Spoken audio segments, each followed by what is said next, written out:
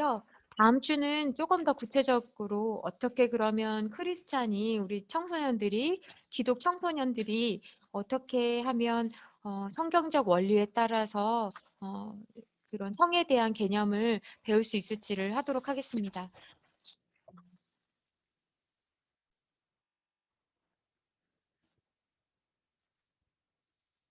여러분 제 얼굴 보이세요? 저는 여러분 얼굴이 보이긴 하는데 여러분도 보이시죠? 괜찮으세요? 네. 그러면 시작하도록 할게요. 자, 중요한 부분은 제가 중요하다고 말씀드릴 거거든요. 그럼 여러분들이 보시고 이렇게 필기하시면서 하면 좋겠습니다. 자, 성경적 성교육이에요. 여러분들은 그 성을 어떻게 배우고 있어요? 여러분들도 성에 대해서 알고 있을 텐데요.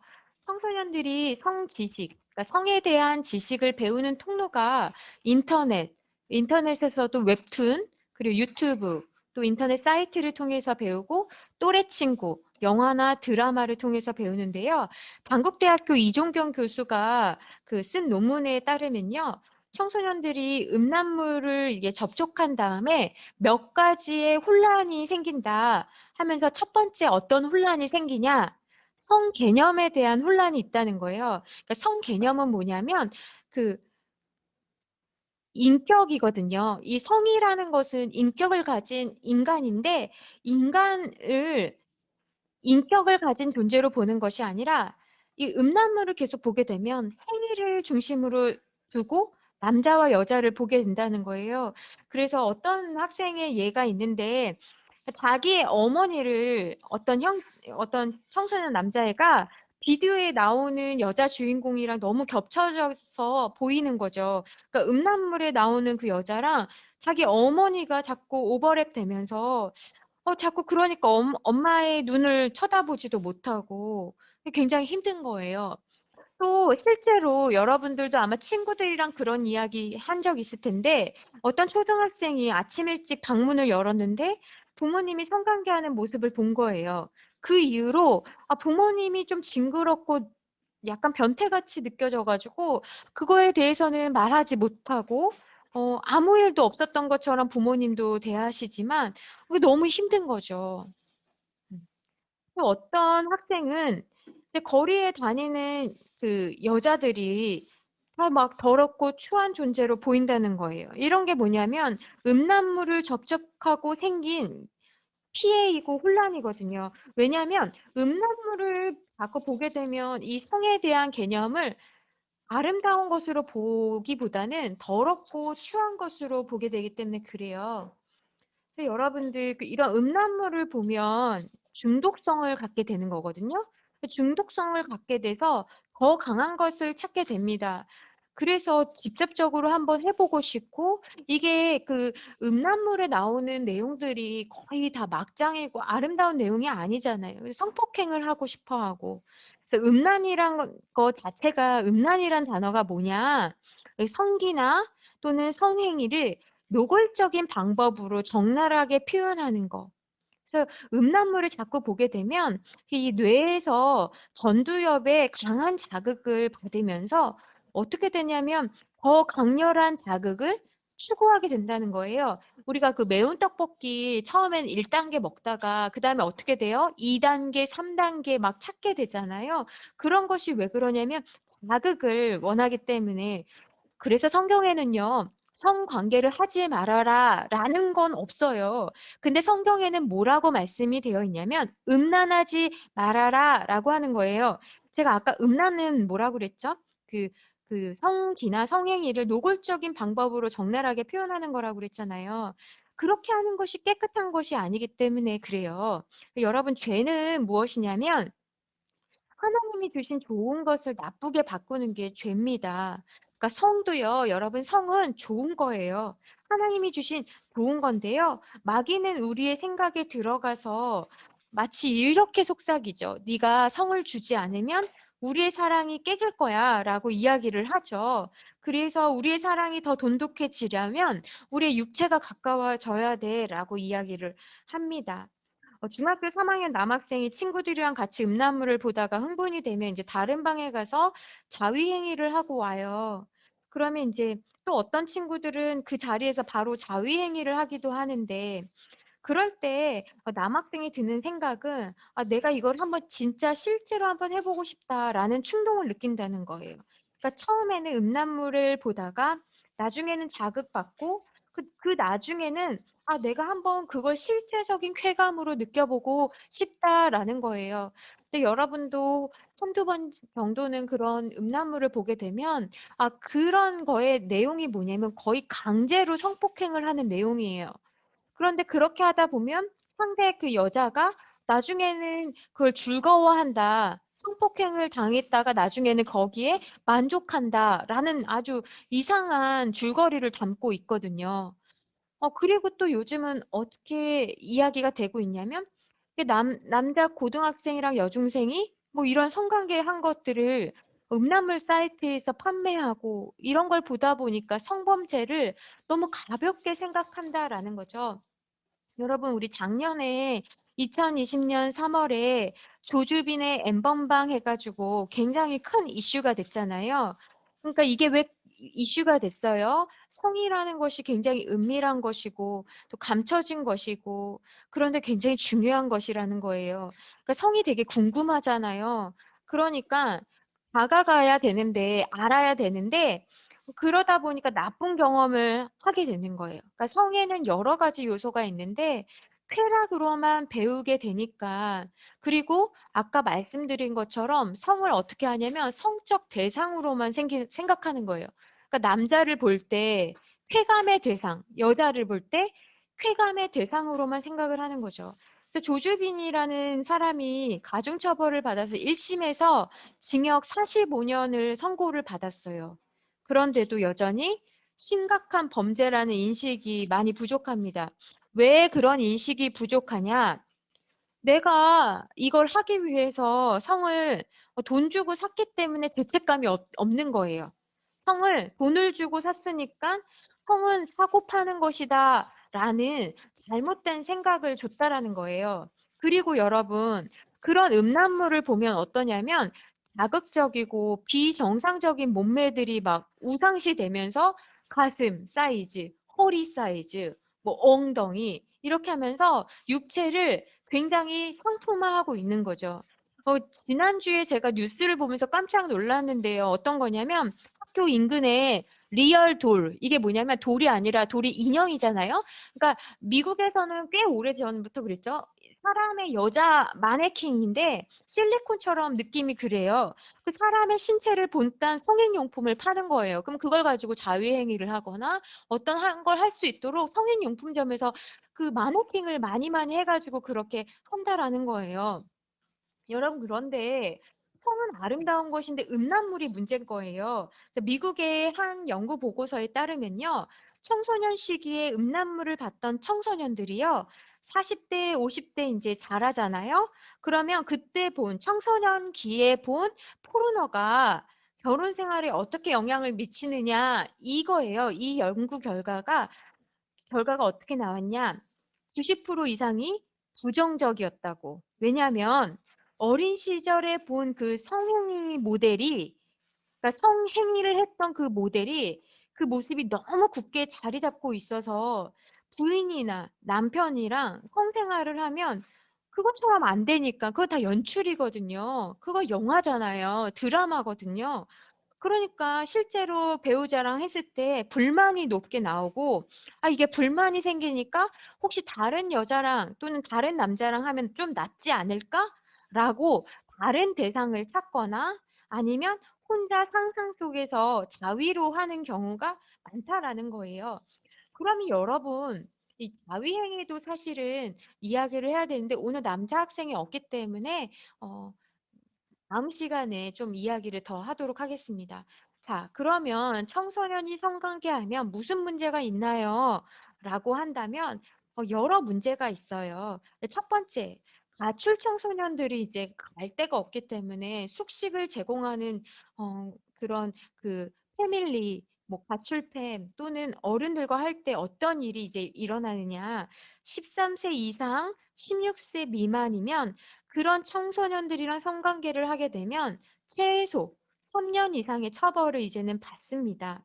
그러면 어떤 사람은 이래요. 16세 이상 고등학교 1 학년 이상인 학생과 성관계를 하면 어른들 같은 경우에 처벌을 받지 않는대요.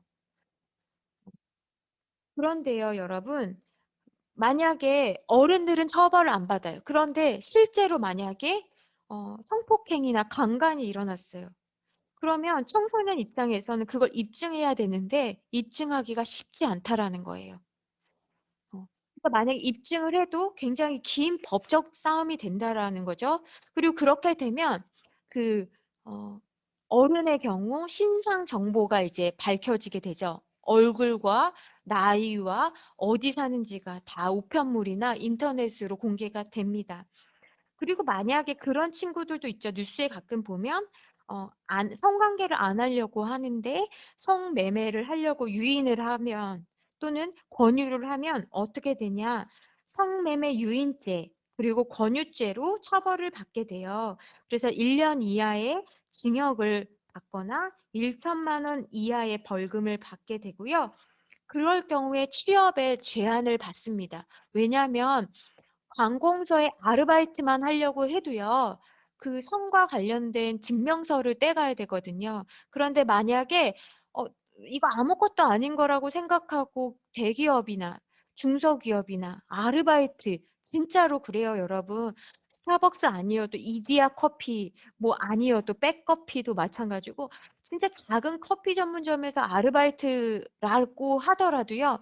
이 성과 관련된 증명서를 떼가야 되기 때문에 할 수가 없습니다. 그래서 굉장히 큰 문제가 돼요. 그럼 기타 어떤 또 문제가 있느냐. 우선 내가 그 당시에는 정말 사랑했다라고 생각할 수 있어요. 그런데 우선 뇌 육체적으로 어떤 것들을 결정할 때 청소년의 뇌가 있잖아요. 이게 완성된 것이 아니라 아직 발달 중입니다. 그러니까 뇌가 발달 중이라는 말은 어떤 말이냐면 어떤 일이 생겼을 때 그것에 대해서 판단하는 능력이 떨어진다라는 거예요. 발달하고 있기 때문에. 그러니까 외모는 성인이랑 비슷해서 '내가 결정할 수 있다.'라고 생각을 할 수 있지만 이 뇌가요 가장 늦게 발달하는 영역이 전두엽의 전부 피질이거든요. 그러니까 이 영역에서는 도덕적인 선택을 내리고 또 감정을 잘 컨트롤해서 자기의 충동이나 욕구를 처리하는 능력인데 이게 아직 발달되지 않았다라는 거예요. 그러니까 여러분들이 어떤 윤리적이나 도덕적인 결정을 내릴 때 좀 미흡할 수 있다라는 거예요. 그다음에 중요한 문제는 있는데요. 우리나라는 안타깝게도 낙태가 이제는 합법화가 됐습니다. 왜냐하면은 그 태아의 살 권리, 뱃속에 있는 태아의 살 권리보다는 임신한 사람의 자기 결정권을 강조하기 때문에 그래요. 그러면 본의 아니게 불의하게 임신을 하게 되면 어떻게 되냐면 대부분이 낙태를 하려고 합니다. 그래서 이런 결정에는 자기 결정권을 굉장히 강조한 거죠. 인권이라는 이유로. 그러니까 이런 것에는 생명이 내 것이라는 인식이 있는 거예요. 그러니까 내가 결정하고 내가 책임진다 하면서 태아의 태아를 죽이는 네. 태아는 생명이 있는 거거든요. 근데 이렇게 하면서 제가 제 주위에도 이제 낙태하신 분들을 뵈면요. 평생 이것이 자기에게 굉장히 잊지 못할 하나의 큰 이슈가 돼서요. 정말 너무 괴로워하는 것들을 많이 봤습니다. 그래서 굉장히 큰 영향을 미친다라는 거죠. 통계에 따르면 2018년 통계니까 요즘에 나오는 통계는 없더라고요. 그래서 마지막 통계인데 2018년 교육부 보건복지부 질병관리본부에서 청소년들이 성관계한 경험률을 보니까 전체 학생 중 5%래요. 그러니까 5.7이니까 6%겠네요. 지금은 조금 만약에 한 7%, 8% 되지 않았을까? 또 보니까 성관계를 시작한 평균 연령이 13.6세래요. 뭐 저 때도 조금 그랬던 것 같아요. 저는 이런 통계를 보면 너무 놀라요. 그러니까 거의 뭐 13세, 14세 정도면 평균 그렇게 시작한다라는 거죠.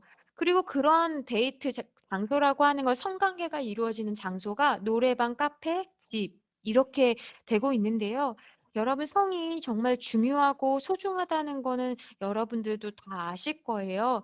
그런데 이런 성관계가 미치는 영향력은 여러분이 상상하는 것보다 더 큽니다. 왜 그러냐면요, 여러분. 내 정체성에 영향을 미치기 때문에 그래요. 내가 누구지? 거기에 영향을 미치는 아주 중요한 것이 이 성이기 때문에 그래요. 그럼 성경은 인간의 성에 대해서 뭐라고 말하냐면 첫 번째는 하나님은 인간에게 성을 주셨어요.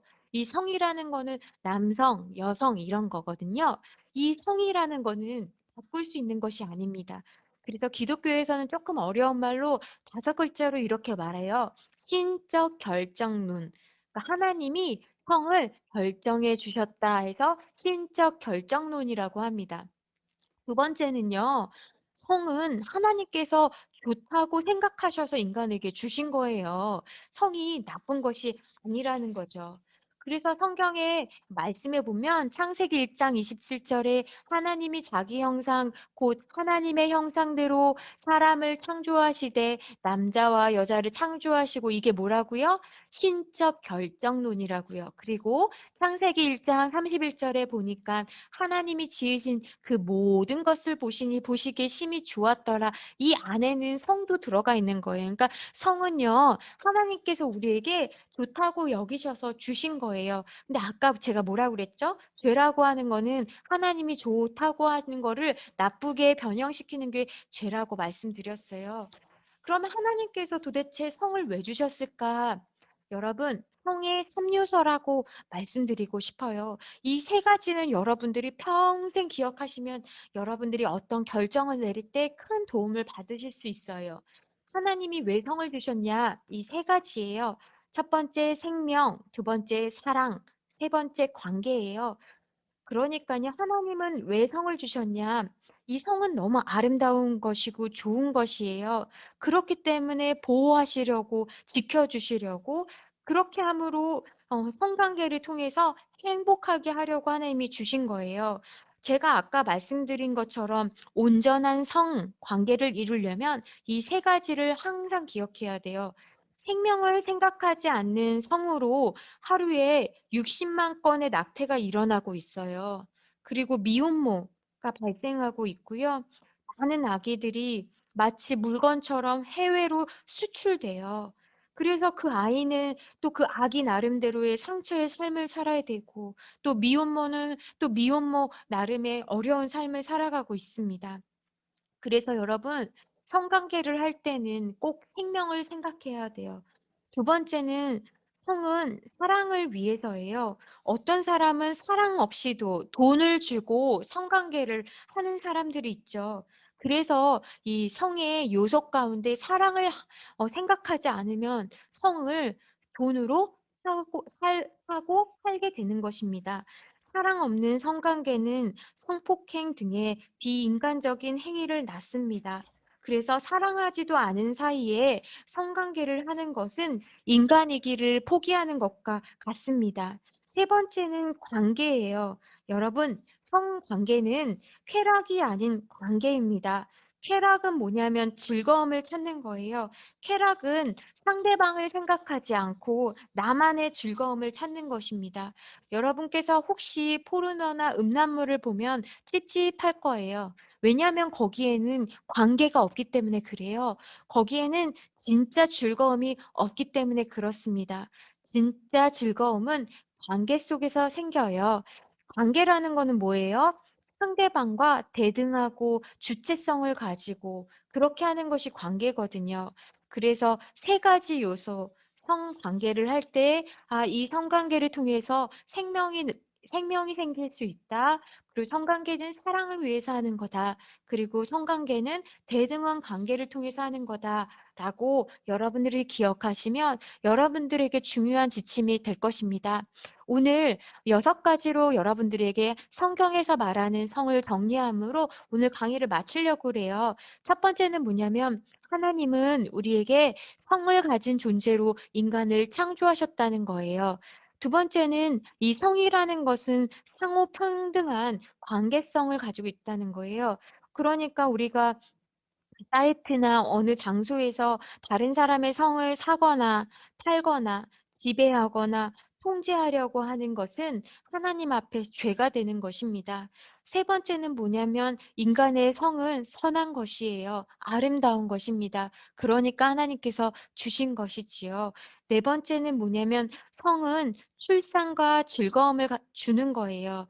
그래서 성에는 성경에서는 성에 대해서 충동이 아니라 즐거움에 대해서도 긍정하고 있다는 걸 꼭 기억하세요. 다섯 번째는 성 자체는 악한 게 아니라 사용하는 방식이 문제라는 거예요. 예. 그렇기 때문에 "성 관계하지 말아라."라는 말씀보다는 성경에서는 "음란하지 말아라."라고 말씀이 되어 있다고 여러분들에게 말씀을 드렸습니다. 그리고 이 성의 에너지를 잘 사용하지 않으면 잘못된 방식으로 자극적이고 말초적으로 돼서 개인과 사회, 가정과 교회 이것을 황폐화시킬 수 있는 악한 에너지로 사용될 수 있다라고 말씀드렸어요. 여섯 번째는 성은 관계 안에서 다뤄야 한다고 그랬죠. 그래서 관계보다 더 확장돼서 이 성이라는 거는 공동체 안에서 다루어야 해요. 성경에 보면 십계명에 보면 이웃의 아내를 탐하지 말라고 말씀하셨거든요. 예.